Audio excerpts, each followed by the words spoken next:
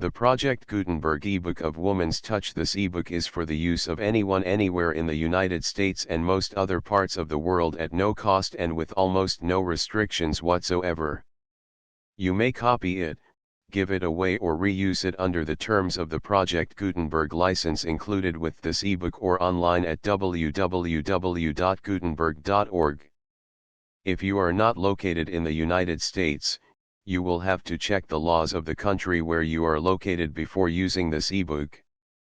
Title: Woman's Touch. Author: Evelyn E. Smith. Illustrator: Ed M. Schwiller. Release date: April 12, 2024. Ebook number 73385. Language: English. Original publication: New York, New York.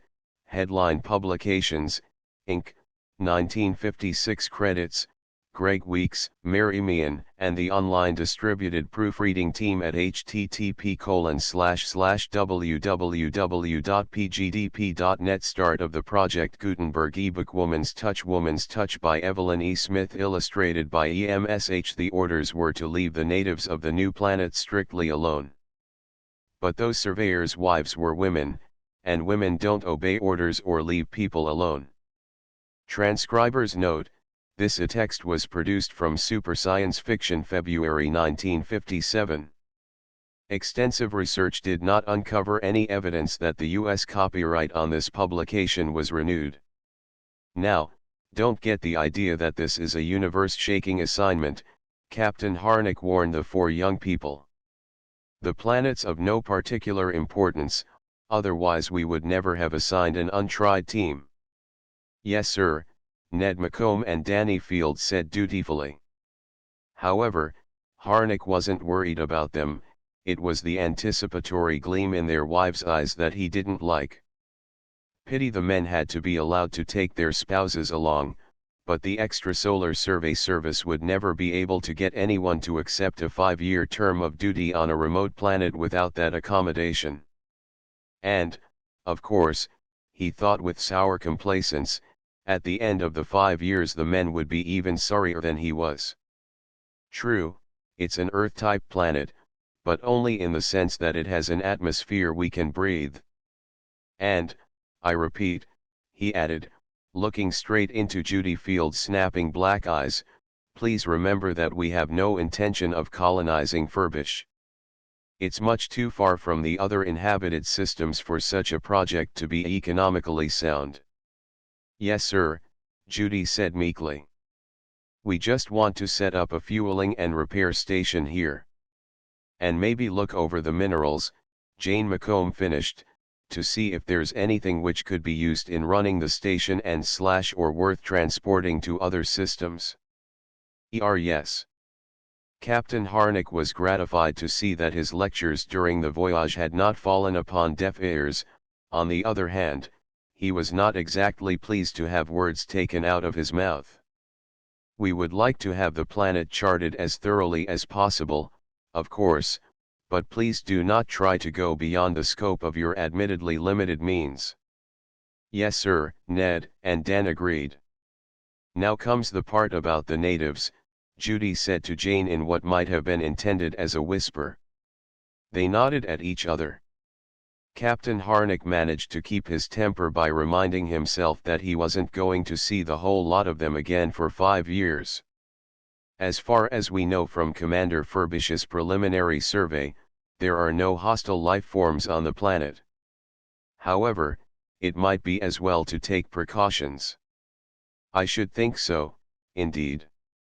Judy put in.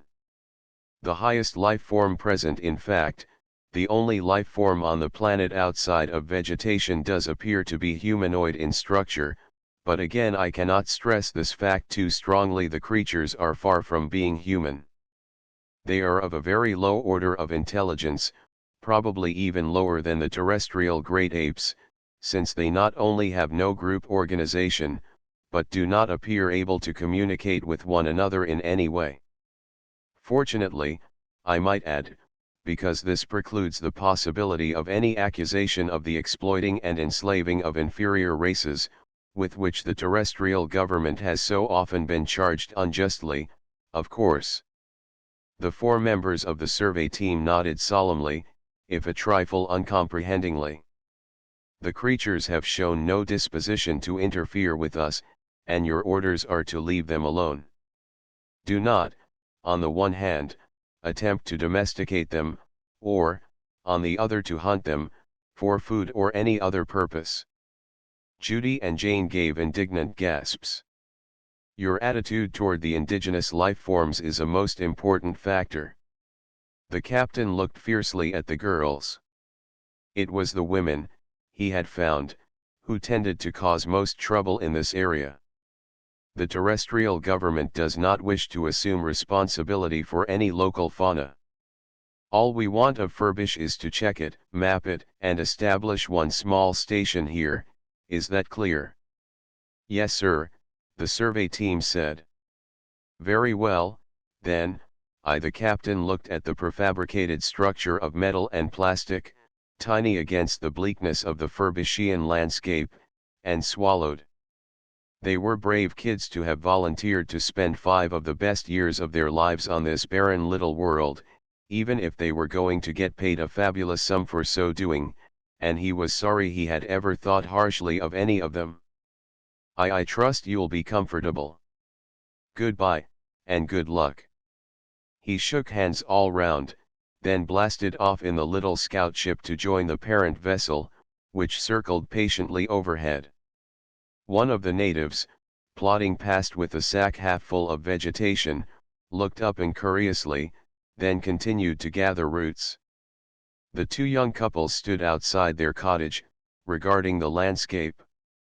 Short grayish-blue grass covered the barren plain and rolled up over the low hills some kilometers away. Stunted bushes, bowed down by the huge, bladder-like leaves the natives used as sacks, were scattered sparsely about. There were no trees or flowers. Above, a dim, red sun hung in a cold, green sky. Although the post was nearly at the equator, the terrestrials felt chilly, even in their snug heat suits. Kind of dismal, isn't it? Danny ventured. But it's ours, Judy said cheerfully. I think it has a sort of wild charm. Jane nodded her blonde head. Our own little planet, she murmured. The local fauna, passing by on their separate ways, carrying loads of vegetation presumably for food, since they did not have fire and bladders full of the scarce water, gazed at the terrestrials without interest, if the Earthmen happened to be in their line of vision. Otherwise, the natives paid them no attention. Not really humanoid, are they? Danny asked. More like goblins, if anything. His description was a fair one. The Furbishians were skinny, large-headed little bipts, 2 to 3 feet high, and generally of a slate blue or dirty mauve color. They trudged back and forth, carrying food and water and other unidentifiable objects of desire, appearing to be only remotely aware of one another, although they seemed to see well enough. I think they're cute, Judy said. Danny took her plump arm in a firm grasp. His brown eyes were worried. Now, Judy, remember what the captain said. They look intelligent too, she persisted. I think Harnick's just a snob. And a skinflint. He doesn't want us to give this people the benefits of culture, just because it might cost the terrestrial government a little money. And she tossed her smooth dark head. Big Ned McComb gave a superior smile. You're being anthropomorphic, kid. Just because they look something like people doesn't mean they are people. For instance, would any race with a minimum of brains act like that? For 2 of the natives, each absorbed in his own purpose and destination, had collided. Their dull faces lit up with momentary glares of anger, then the customary lack of expression returned and each continued on his apathetic way. Well, the poor things can't communicate, Jane sprang to the defense. Maybe they don't have vocal cords. Listen, Shug, Ned said, you don't have to have vocal cords in order to communicate. There are other ways of getting a message across besides talking. You mean like telepathy? I mean like gestures, hitting a stone with a stick, anything. The only reason these things don't communicate is because they have nothing to say. Anyhow, they do have vocal cords, Danny contributed. Listen. One of the natives who had been in the collision had looked over his shoulder for a parting glare at his opponent and had, therefore, run smack into a third native who was gathering roots with his eyes on the ground. Apparently this was too much for Native A. He threw a stone at Native C. Native C uttered a hoarse cry of rage, which was what had led Danny to deduce the existence of vocal cords in the species, and threw a sizable stone at Native A. Both stones missed their targets. Native A and Native C continued on their respective ways, each glaring back at the other. It was obvious that both would presently be involved in similar encounters. Well, Judy commented, they can communicate anger at any rate.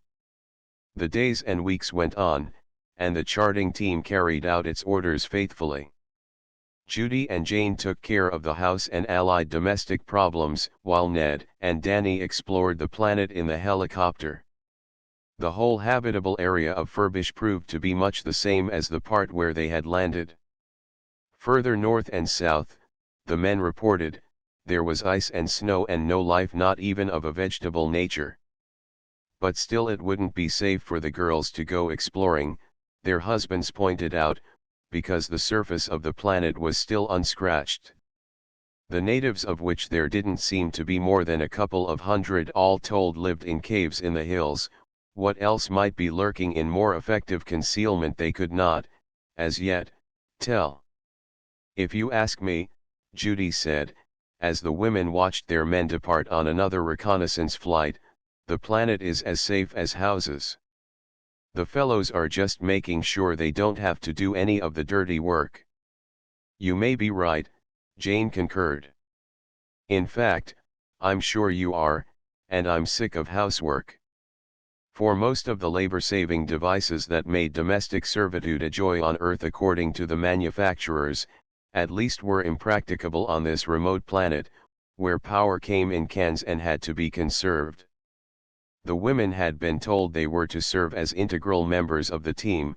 This was hardly their idea of integration. Look, Jane! Judy cried, inspired by an idea which, though it had been hatching in her brain for some time, she thought best to offer as a sudden flash of genius. Why couldn't we train one or two of the natives to help with the housework? After all, that doesn't take much mental ability. Judy! Jane exclaimed, not as aghast as she pretended, for the same concept had been trying to wheedle its way out of her subconsciousness. You know what the captain said. It was only fear of authority that motivated her reluctance.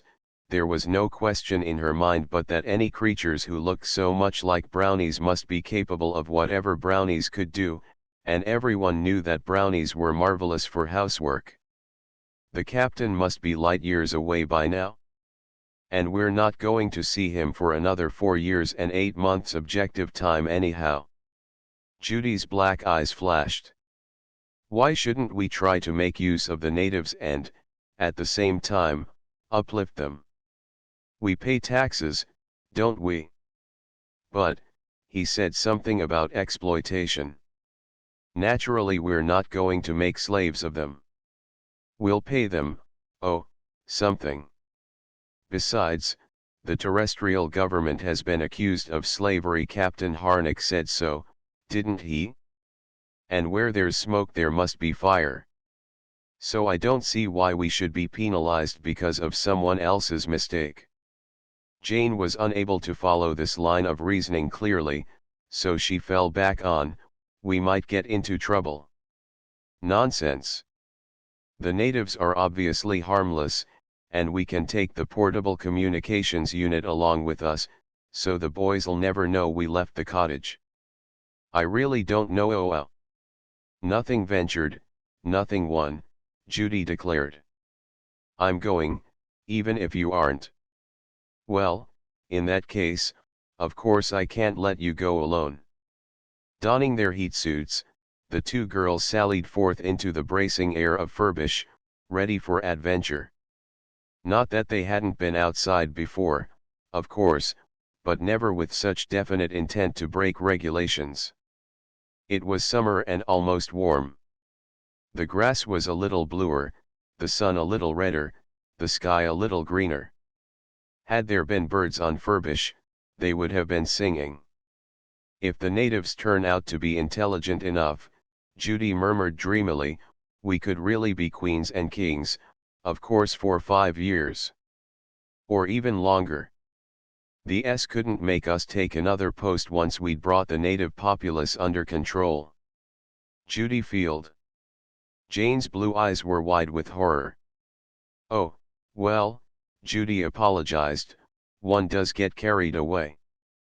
Look, there's a native over there. She set the radio unit on the ground. Let's accost him. In a nice way, I mean, of course. Good morning, sir, she began.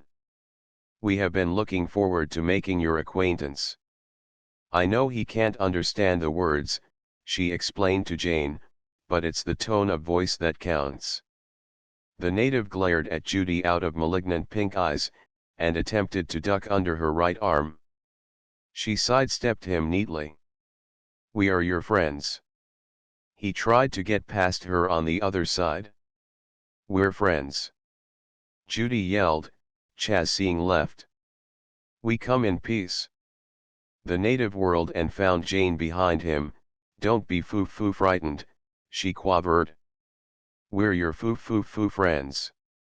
With a cry of rage, the native lowered his head and charged. He was outweighed, but Jane was unnerved. She fell sprawling. The native walked across her prostrate body and made off. When he was a few meters away, however, he paused to look at them.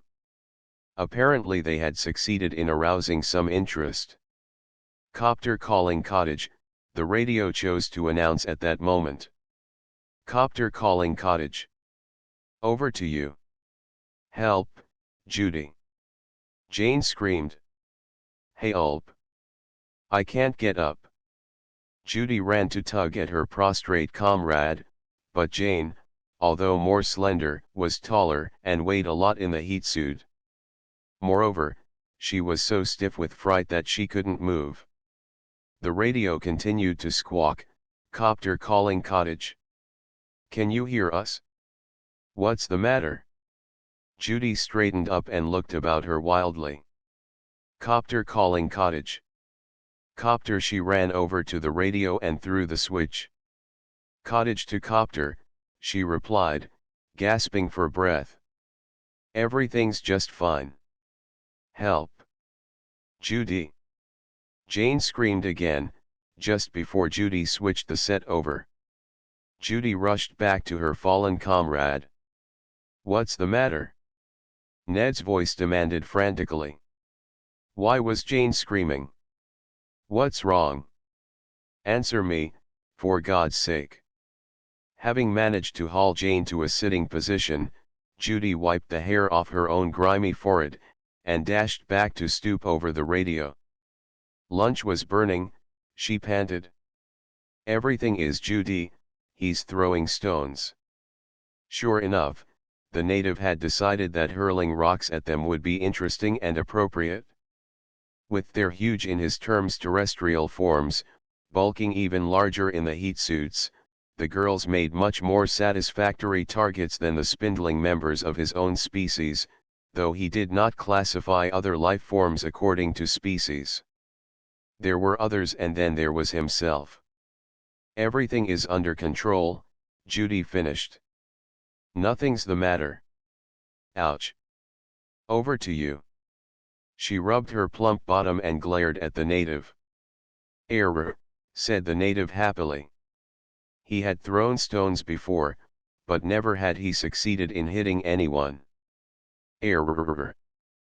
Pride of achievement filled his scrawny bosom. Dan's voice took over. You're keeping something from us, Judy. It's nothing, Nothing. Judy babbled. Just spilled hot fat on my arm, that's all. Ouch. Quit it, or I'll wring your skinny neck. Over to you. Err, howled the native, catching Judy in the shin. Ref.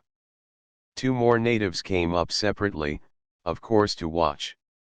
It was rarely that Furbish had any such entertainment to offer. They regarded the scene with interest. But somehow spectator sport, while excellent in itself, does not give the full joy of actual participation. Error, said one, tentatively shying a stone at Jane. It got her in the hip. Ref.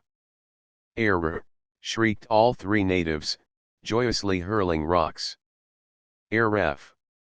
Wherever you girls are, the radio barked, you get right back into the cottage and stay there.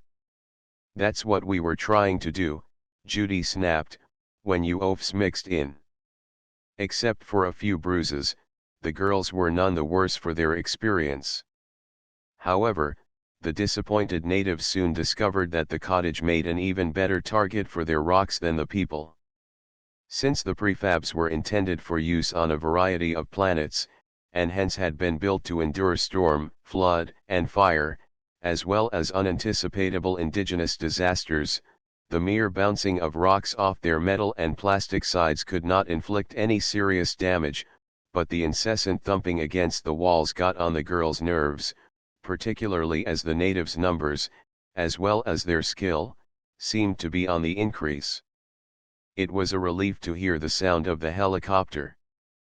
Fortunately, the Furbishians did not shift their attention to the vehicle or to the husbands inside it. Not being human, they were not sportsmen, and so preferred a large stationary target to a small moving one. They threw stones at the men only when they got between them and the house, which, of course, the men had to do in order to get inside. "What is this?" Dan asked, when they had finally forced their way in. "A siege." "No, darling," Judy replied joyously. "A group enterprise. You see, the natives are capable of communal effort once they're given an incentive, in spite of what old Harnick said. I told you they were intelligent." Both men groaned. Since the natives' intentions were obviously not hostile, retaliatory measures were out of the question. So the Earthmen spent the next few days in using some of the same rocks to build a large wall some distance away from the house, hoping that it would provide a still more attractive target. However, there were several scores of the creatures involved in the game by then, and only part had their activities successfully diverted. "Well, every little bit counts," Danny tried to soothe the angry Ned, who had been trying to show the natives that building with the rocks was more fun than throwing them and, for his pains, had received a stone in the solar plexus. On their last mission, the two young men had been absorbed in mapping an interesting valley in the North Polar regions, a pursuit which they had no intention of giving up.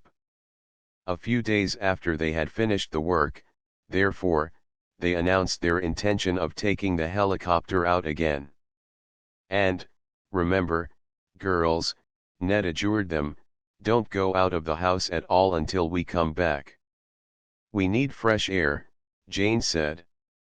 "The air inside is a lot fresher than out," her husband retorted, "because it's purified.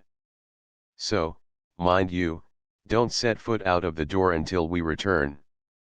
"Except in an emergency," Judy told him. "Maybe we'd better leave the valley for later," Danny murmured. "Oh, come on," Ned protested. He had been dragooned into washing the dishes several times during the weeks they'd spent at home building the wall for the natives, and had no intention of letting the same misfortune befall him again. What kind of emergency could there be? "If Judy has her heart set on an emergency," Dan prophesied, as he allowed himself to be led off, "there'll be an emergency." "I don't know how the boys expect us to stand this," Judy remarked querulously as she and Jane sat listening to the thumps and bumps and errors outside. Well, they didn't start it. And, Jane added, as Judy opened her mouth, I don't suppose they can stop it either. It does seem to me, though, she remarked, less out of actual observation than out of the desire to placate, that they aren't making as much noise as usual. Judy went to the window. Of course they aren't. They're dying like flies. What? Jane looked through the clear plastic pane. Sure enough, many of the natives had fallen to the ground. Since they were still writhing, they didn't seem to be actually dead. That was an academic point, however, because they wouldn't last long, what with the other natives stomping upon them in the excitement of the game. Maybe their lifespans are shorter than ours, Jane suggested. Judy threw her a contemptuous glance. More likely 3 weeks of rock hurling has proved too strenuous for their fragile little bodies. And it's all our fault. She burst into tears. We've sapped their energy. Judy. Jane laid a hand on the other girl's arm. I just happened to think since they started throwing rocks, I haven't seen any of them gathering roots. Maybe they're just starving. The girls looked at one another. That's it? Judy exclaimed. We must heat up lots of soup, just the thing for starving people. She began busily to pull cans off the shelves. But you know, Captain Harnick said they weren't people, so maybe they can't eat the same kinds of things we do. Our soup might be poison for them. Being poisoned isn't worse than being starved. Judy expertly manipulated a can opener. Not much worse anyway, she amended. It's a chance we'll have to take. You mean it's a chance they'll have to take? Jane herself thought that porridge would be better, because everyone knew how mad brownies were for porridge, but it was always easiest to let Judy have her own way. So, bearing a large kettle between them, the two girls staggered out of the cottage between the flying stones, which were not coming as thick and fast as before owing to the fact that almost half the native populace had collapsed. They set the kettle down by the nearest prostrate figure. Look, Judy said to him. Soup. Nice soup. The native turned a dull glance on them. We'll have to feed him, Judy decided. You hold his head up, Jane. Although she could not repress a shudder of loathing at contact with the alien, Jane obeyed, as always. Open your mouth, that's a good boy, Judy told him, and opened her own mouth wide to set an example. The native lifted his heavy, pointed head and looked down her throat with feeble interest. No, that's not what I mean. Drink this. Nice soup. She prodded his lips with the dripping spoon. The lips parted and the soup passed into the alien interior. Suddenly the creature's eyes bulged. He began to choke loudly. There, Jane cried in anguish, you have poisoned him.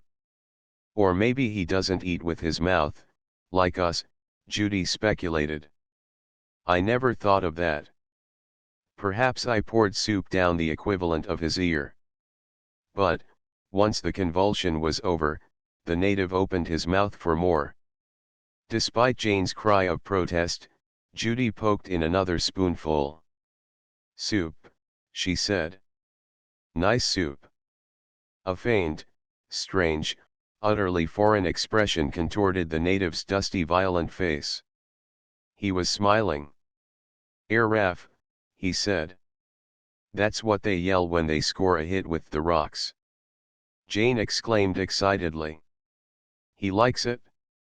But, oh, Judy, supposing it should be poisonous to him after all. Nothing ventured, nothing won, Judy repeated. Here, have some more soup. Oop, the native said. Raf. Jane and Judy looked at one another proudly. Oop, said a wistful voice near them. Oop. The stone throwing had almost entirely stopped. Oop, several voices took up the cry. You'd better go put another kettle on, Jane, Judy told her. What's happened? Ned McComb asked, as the two men came back from their voyage. How did you get the natives to stop throwing rocks? And why are they standing outside chanting something like "up"? It's supper time, Judy explained, looking up from the stove with a flushed face. Hand me the salt, Jane, they like a lot of salt. They? You mean you've been feeding the natives? We couldn't let them starve, Judy replied defiantly. And, after all, it was all your fault they weren't gathering roots for food. If you hadn't gone and built them that handball court. Ned looked accusingly at Danny. Danny lowered his eyes. I suppose, he murmured to his wife, "Book means soup." You suppose correctly. And, if you two weren't such stubborn mules, you would realize that it was very clever of them to have learned the word. Get me the dehydrated potatoes, please, Jane, they're very nourishing. Danny took off his helmet and ran his hands through his thick brown hair. All right, so what if they do have a higher intelligence than Furbish thought? That still doesn't make them people. Still less does it make them our responsibility. How long are you proposing to run the soup kitchen, dear? You know, we were left with food supplies for 4, not 40 or 400. They don't eat as much as we do, Jane put in, obviously quoting, because of being smaller. And there are a lot of emergency stores in case Captain Harnick and the ship never come back, on account of being eaten by monsters or something. You thought we didn't know about that, she said proudly, but we did. We don't have that amount of supplies, of course, Judy rushed to inform them before either of the men could protest. As soon as I've got the natives organized, Ned and Dan exchanged glances. I plan to teach them more efficient ways of gathering roots, so that they'll have time for both work and play. And I don't suppose you had planned to organize a few to do your housework, had you? Dan asked penetratingly. Well, naturally, I would be spending a good deal of time on this project, so I should expect to get what help I could with my regular duties. The captain said, Ned began. The captain said the natives weren't intelligent and he only warned us not to make pets of them or kill them. He said fortunately we couldn't exploit them, which, of course, I wouldn't do, even if we could. Anyhow, I believe it was Ned who tried to get them to help build the handball court, wasn't it? What can we do? Danny asked. Harnick isn't here and she is. Now, remember this, girls, Ned admonished them, for the men were off on another mission, to chart the South Pole this time. Not that it was really so urgent, but the cottage had begun to take on the aspect of a Salvation Army mission and was no longer homelike. Feed the natives, if you must, but don't let any inside the house. How will we train them to do the housework then? Judy wanted to know. It'll be a long time before you can get them to do that, Dan said diplomatically. Why not try to teach them English first? They'll need to know it in order to follow your directions. That's true, Judy admitted. And it'll be a nice, healthy, out-of-doors occupation for you too. Ned pinched his wife's pale cheek. You've been knocking yourself out, Shug. I haven't worked half as hard as Judy has, Jane protested loyally. And she does all the thinking besides. Yeah, said Ned. She sure does. Why don't you take yourself a rest too, Jude? When the copter had gone, Judy sat herself down at the table with pencil and paper. We must compile a list of suitable words to teach them. Let's figure out which ones are most important. Broom, she said aloud as she scribbled, and sink and dust and laundry. There was a thump at the door. They looked at each other. Under the lure of food, plus the attractions of a second handball court, the natives had been persuaded to withdraw their athletic endeavors from the vicinity of the house, so the knock could not be the result of a fortuitous stone. Jane looked out of the window. It's a very little native, and he's banging a can on the door. How cute. Since there weren't enough serving utensils, cans had been distributed to the natives to be used as dishes. Even so, there hadn't been sufficient to go around, and the fact that this individual had been canny enough to preempt one for his exclusive use argued a superior mentality. Judy got up and opened the door. "Up," said the native, thrusting his tin forward suggestively. "Up. It isn't time for supper, dear." The native gave her a winning smile, and proposed an alternative. "Orage," he said. "Orage?" Both girls gasped. The natives had been fed other things besides soup, but heretofore none had used any word other than ook to describe food generically or specifically. Obviously he has linguistic aptitude, Judy decided. Just the one to start teaching English to. "Come on in, dear." She opened the door wider. "Judy. You remember what the boys said?"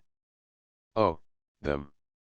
I can't give English lessons outside with all the natives throwing stones and howling. Besides, this is such a little fellow, he couldn't matter too much. And he is in already." Which was undeniably true. The diminutive creature was not only in but engaged in tasting Judy's pencil. "Orage," it said dubiously. "No, dear. Pencil." Judy removed the implement from his grasp and made demonstrative marks on the paper. "Ansil," the native agreed, putting out a small, slate blue hand for it. After a moment of hesitation, Judy allowed him to have the pencil. He took the paper and made marks of his own.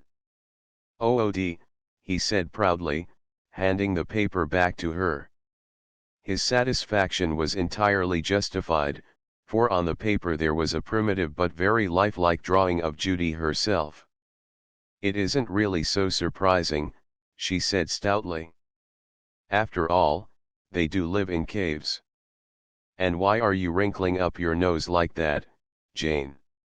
"Oh, not the picture, it's just that, well, I didn't like to say it, but it is a little close in here and—" Jane looked apologetically at the native. He beamed at her. "I expect it's a difference in metabolism." "I expect it's dirt," Judy contradicted. "I've often wondered whether they'd stay the same color if they were washed. Now's my chance to find out. How would you like a nice bath, dear?" "ATH," the creature repeated. "Orage. After your ATH bath, that is." Judy was already filling a large basin with warm water. "But, Judy, maybe he isn't washable. What do you think he'll do, shrink? Or run?" Judy looked at the native. "Come to think of it, he might run at that. Why don't you get out some of the music tapes, Jane, and play them to distract him?" But the native loved being bathed. He loved the music tapes. And, at the end of his ablutions, he stood revealed as the possessor of not only a beautiful cerulean skin, but a fine, true soprano. By the time Ned and Dan had returned from the South Pole, the Furbishian Glee Club had been formed. "I'd hoped to have come and gone before Christmas," Captain Harnick sighed discontentedly. "These isolated outposts are so depressing at holiday time." "But think of the personnel, sir," the pilot told him with gentle reproach. "They have to spend all their time here." "You're right, Wilkins," the captain admitted shamefacedly. "It's a hard, dull life for them. And Furbish is particularly bad. Only 4 people on an otherwise uninhabited planet. They must go mad with the monotony. The weeks must seem like months, the months like years, the years uninhabited, did you say? Wilkins interrupted. I could have sworn I saw a village down there. Of course it is growing dark, but still, aha, there it is. The captain leaned forward and peered into the dusk below. By George, you're right. There seemed to be a good 24 houses there. Now, how could that have happened? Good solid stone buildings too, definitely not native huts.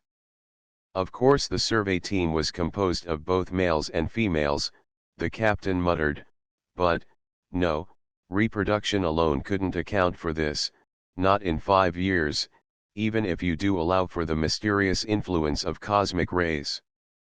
What's all that light? Lieutenant Wilkins exclaimed. Damned if it doesn't look like a Christmas tree. It was a Christmas tree, 30 feet tall, composed of interlaced branches and illuminated bladders. And, as the scout ship settled gently to the ground, its occupants could hear a chorus of sweet, true voices coming to them through the frosty air, Arca Erald Angels ing / Ori o orning / Isan Erbish and Aki Ayuld. It's a hallucination, the captain said, rubbing his eyes. We've been too long in space. Lights came moving toward them through the darkness, and there was the babble of excited voices. Captain Harnick! Ned McComb cried.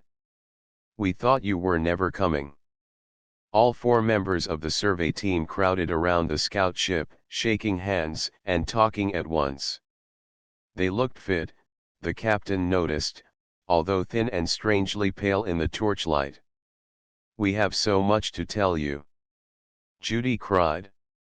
So much has been happening here we've hardly had time to turn around.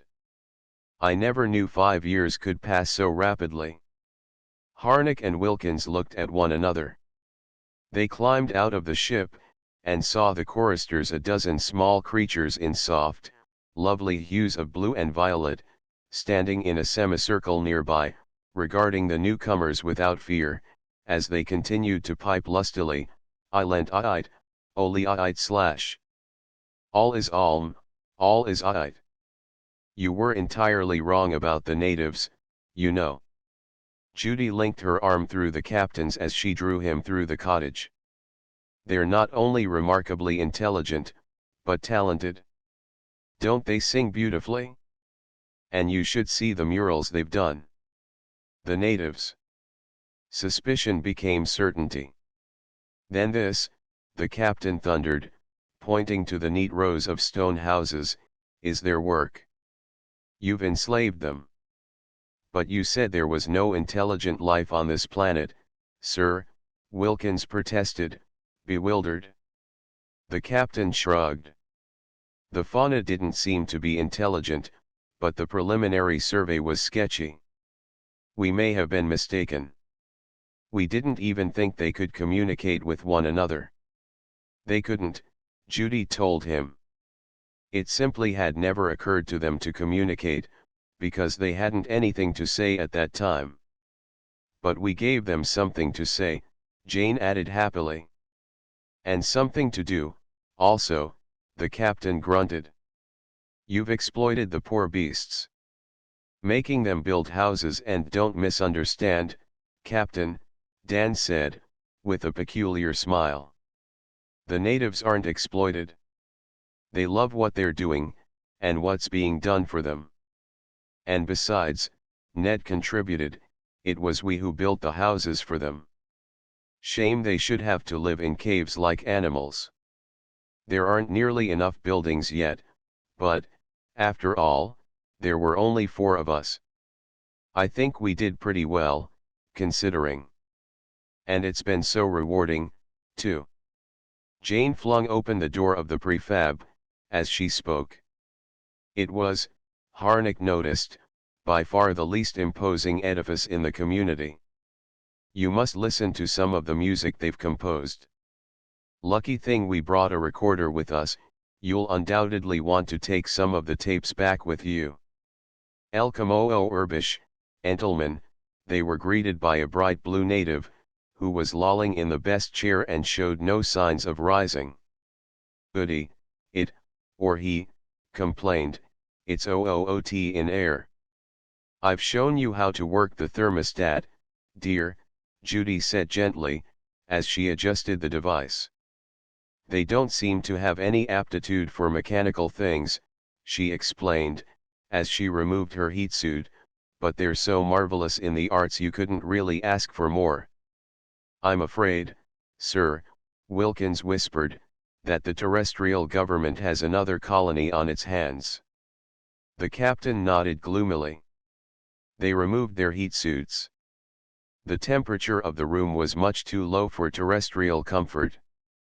And there was a peculiar odor which seemed to be emanating from a large pot that bubbled on the stove. None of the standard rations allotted to the team could possibly smell like that, Harnick knew. He hoped the young people had not been experimenting with the local vegetables. There was a regulation against that. Either there was something wrong with the light or with his eyes, for the faces of the 4 team members appeared to have a distinct bluish tinge. On the other hand, Lieutenant Wilkins' visage seemed as comfortably rosy as ever.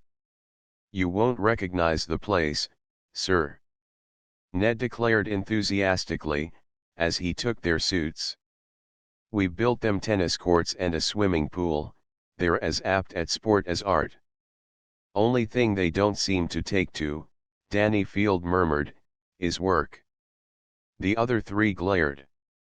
"Culture is far more important," his wife snapped. "And I trust you'll be able to spare us a lot more personnel for the post," she addressed Harnick, "because we need to build a stadium. And possibly a museum.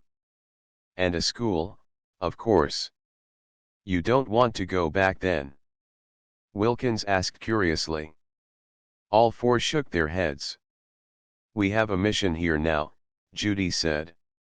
"Look," Harnick protested, knowing it was no use. The Earth government's intention was only to use Furbish as a fueling and repair station. "Fuel?"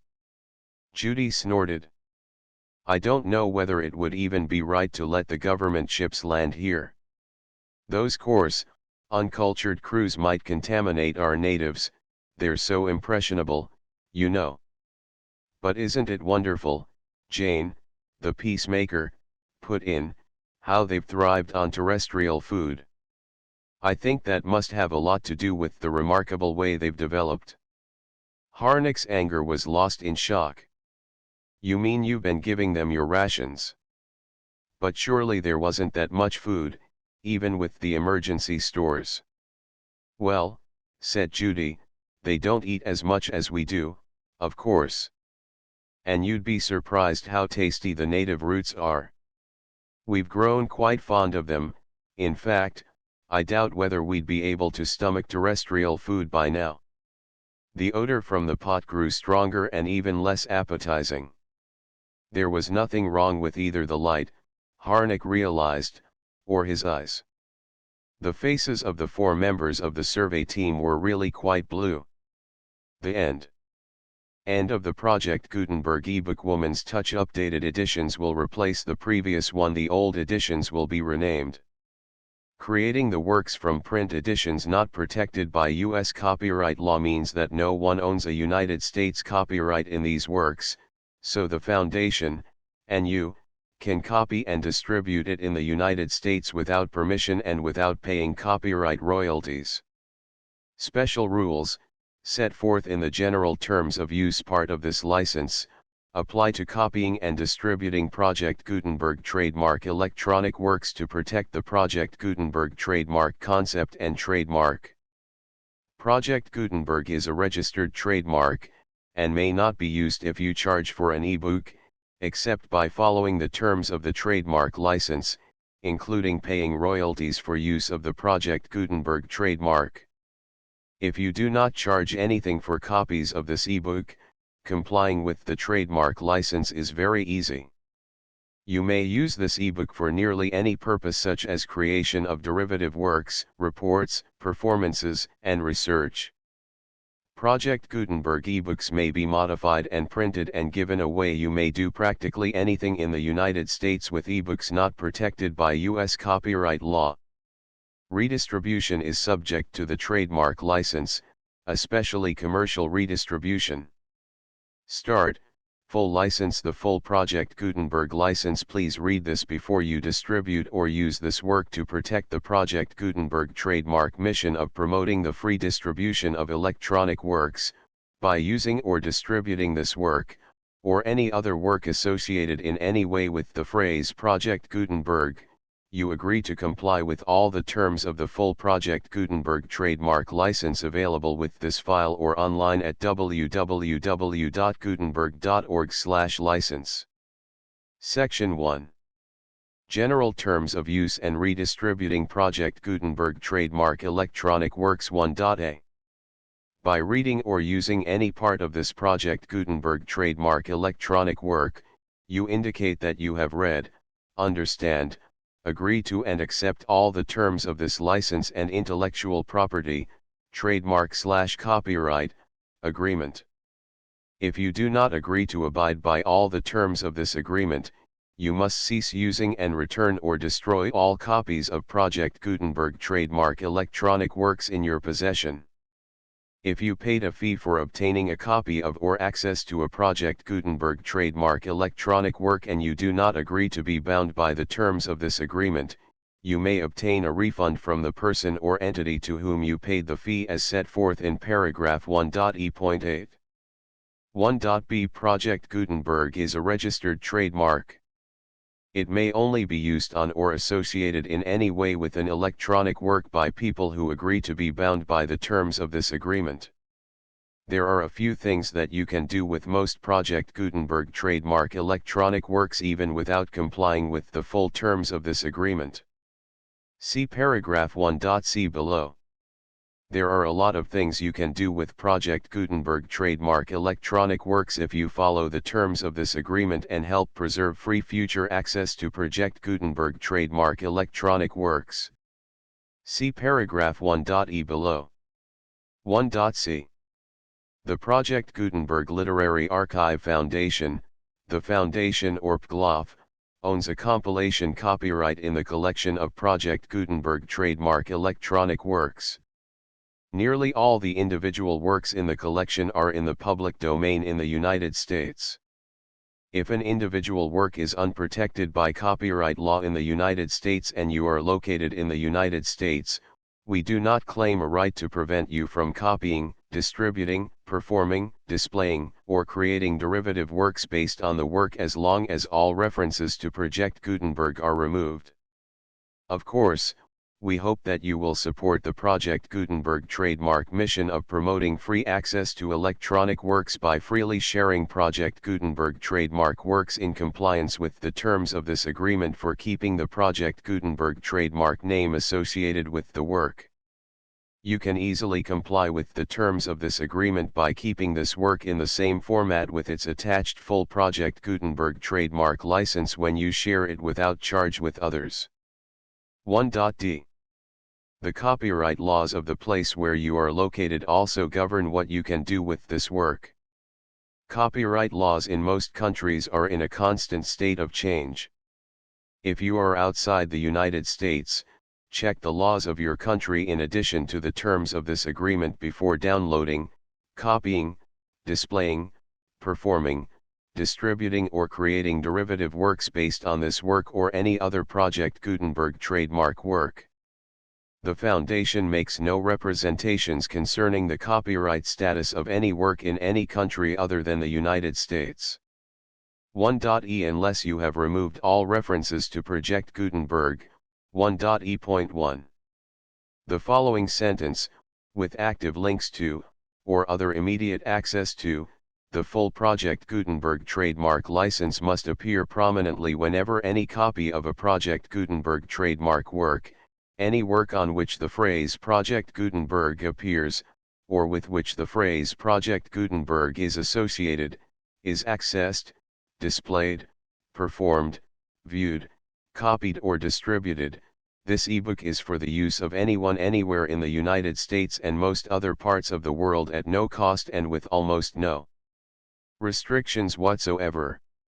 You may copy it, give it away or reuse it under the terms of the Project Gutenberg license included with this ebook or online at www.gutenberg.org. If you are not located in the United States, you will have to check the laws of the country where you are located before using this ebook. 1.e.2 If an individual Project Gutenberg trademark electronic work is derived from texts not protected by U.S. copyright law, does not contain a notice indicating that it is posted with permission of the copyright holder, the work can be copied and distributed to anyone in the United States without paying any fees or charges. If you are redistributing or providing access to a work with the phrase Project Gutenberg associated with or appearing on the work, you must comply either with the requirements of paragraphs 1.e.1 through 1.e.7 or obtain permission for the use of the work and the Project Gutenberg trademark as set forth in paragraphs 1.e.8 or 1.e.9. 1.e.3 If an individual Project Gutenberg trademark electronic work is posted with the permission of the copyright holder, your use and distribution must comply with both paragraphs 1.e.1 through 1.e.7 and any additional terms imposed by the copyright holder. Additional terms will be linked to the Project Gutenberg trademark license for all works posted with the permission of the copyright holder found at the beginning of this work. 1.e.4 Do not unlink or detach or remove the full Project Gutenberg trademark license terms from this work, or any files containing a part of this work or any other work associated with Project Gutenberg trademark.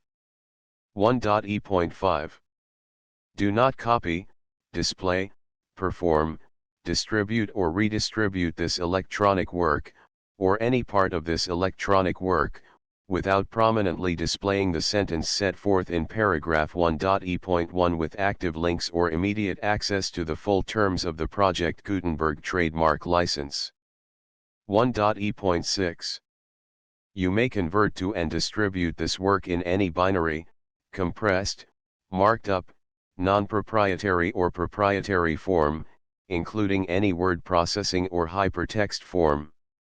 However, if you provide access to or distribute copies of a Project Gutenberg trademark work in a format other than plain vanilla ASCII or other format used in the official version posted on the official Project Gutenberg trademark website, www.gutenberg.org, you must, at no additional cost, fee, or expense to the user, provide a copy, a means of exporting a copy, or a means of obtaining a copy upon request, of the work in its original plain vanilla ASCII or other form.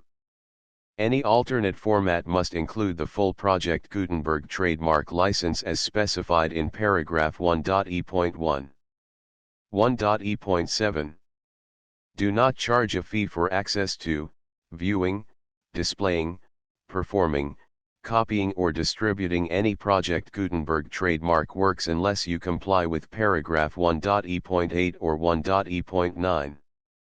1.e.8 You may charge a reasonable fee for copies of or providing access to or distributing Project Gutenberg trademark electronic works provided that, you pay a royalty fee of 20% of the gross profits you derive from the use of Project Gutenberg trademark works calculated using the method you already use to calculate your applicable taxes. The fee is owed to the owner of the Project Gutenberg trademark, but he has agreed to donate royalties under this paragraph to the Project Gutenberg Literary Archive Foundation.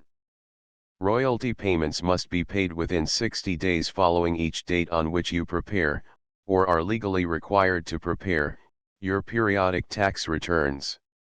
Royalty payments should be clearly marked as such and sent to the Project Gutenberg Literary Archive Foundation at the address specified in Section 4, Information about donations to the Project Gutenberg Literary Archive Foundation.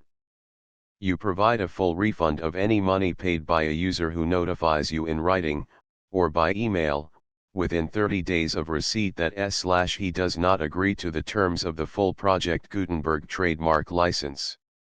You must require such a user to return or destroy all copies of the works possessed in a physical medium and discontinue all use of and all access to other copies of Project Gutenberg trademark works.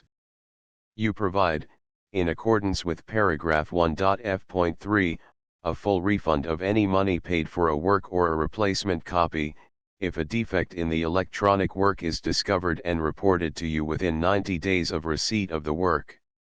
You comply with all other terms of this agreement for free distribution of Project Gutenberg trademark works.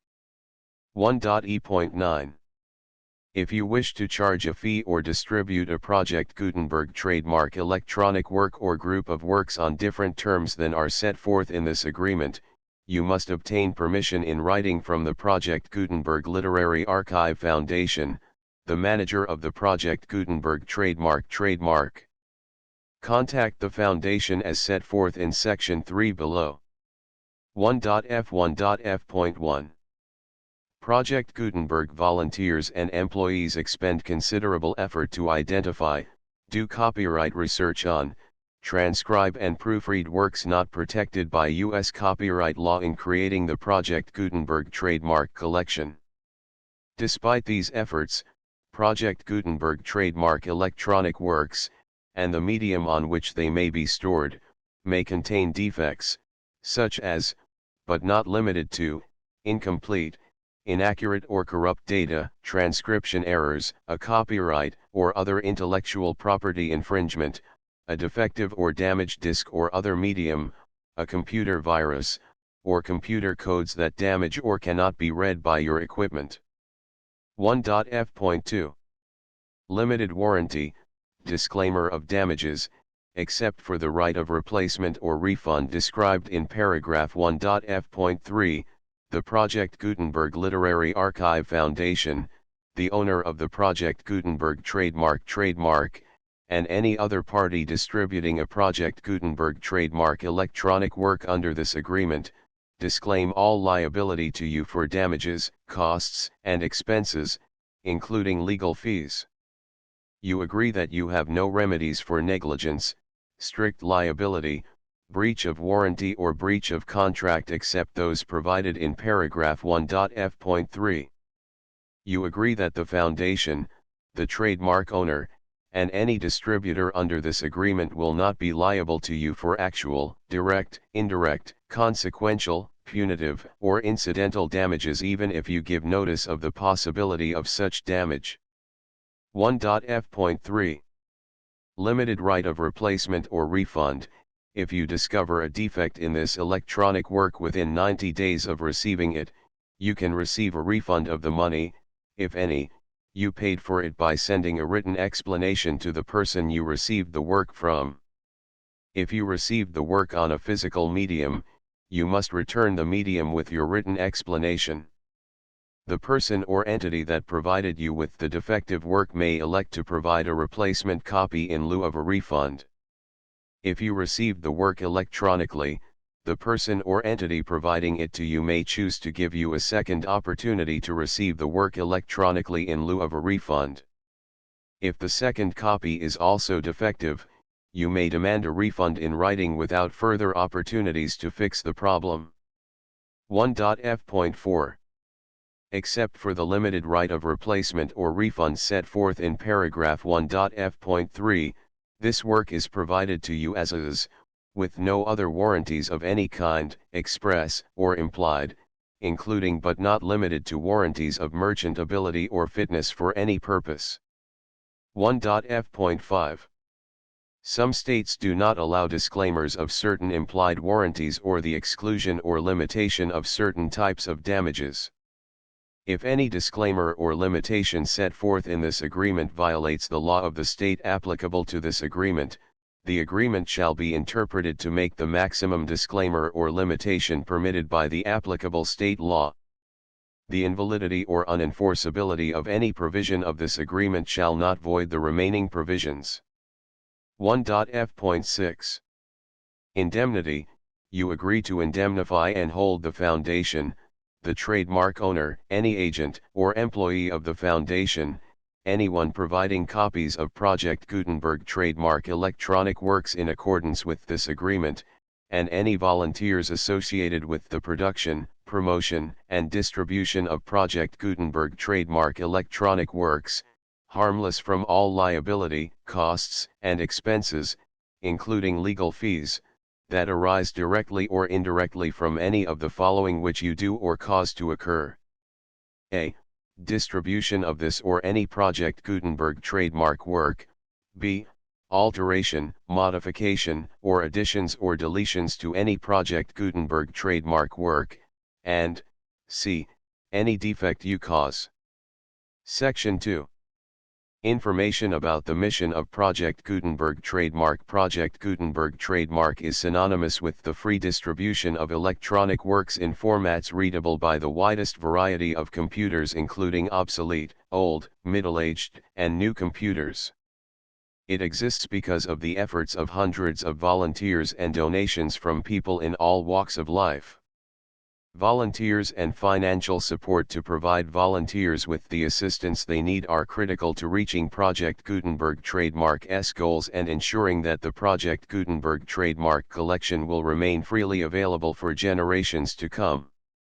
In 2001, the Project Gutenberg Literary Archive Foundation was created to provide a secure and permanent future for Project Gutenberg trademark and future generations. To learn more about the Project Gutenberg Literary Archive Foundation and how your efforts and donations can help, see sections 3 and 4 and the Foundation information page at www.gutenberg.org. Section 3. Information about the Project Gutenberg Literary Archive Foundation. The Project Gutenberg Literary Archive Foundation is a nonprofit 501(c)(3) educational corporation organized under the laws of the state of Mississippi and granted tax-exempt status by the Internal Revenue Service. The Foundation's IN or Federal Tax Identification Number is 64-6221541. Contributions to the Project Gutenberg Literary Archive Foundation are tax-deductible to the full extent permitted by U.S. federal laws and your state's laws.